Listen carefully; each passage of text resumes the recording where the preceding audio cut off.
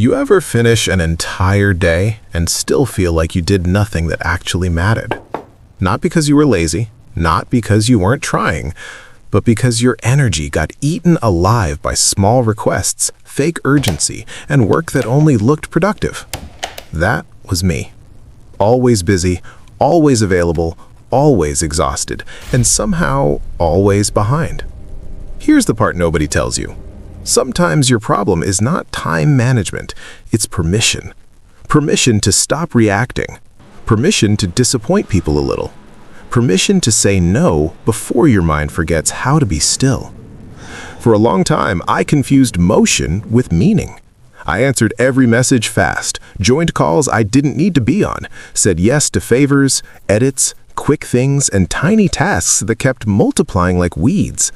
And at night, I'd sit there staring at my real goals, too drained to touch them.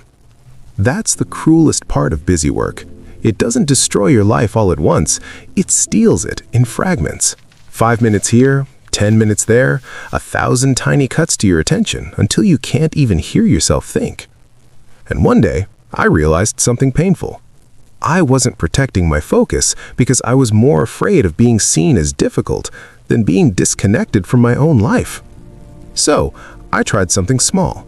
Not a life overhaul, not a productivity system, just 15 minutes.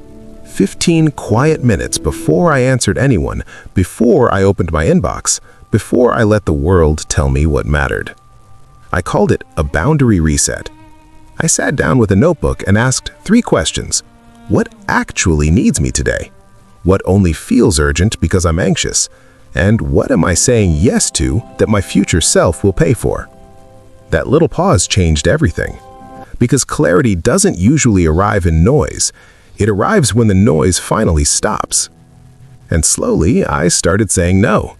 No to immediate replies. No to unnecessary meetings. No to being the emotional emergency room for everyone else's poor planning. Not with anger, not with guilt, just with calm. And that calm was powerful. Because every time I said no to busy work, I was really saying yes to depth. Yes to presence. Yes to the kind of life where my attention belonged to me again. That's what most people miss.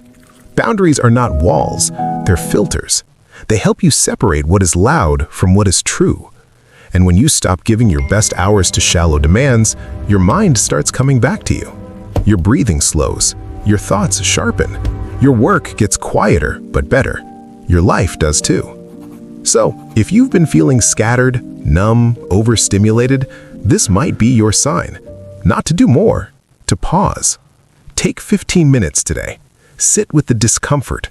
Look at your calendar, your inbox, your habits, and ask, what deserves my energy? What only steals it? And where do I need to say no so I can finally hear my own mind again? Because focus is not found, it's protected. And sometimes the most life-changing thing you can say is a quiet, clear, and unapologetic no. Subscribe and keep forging.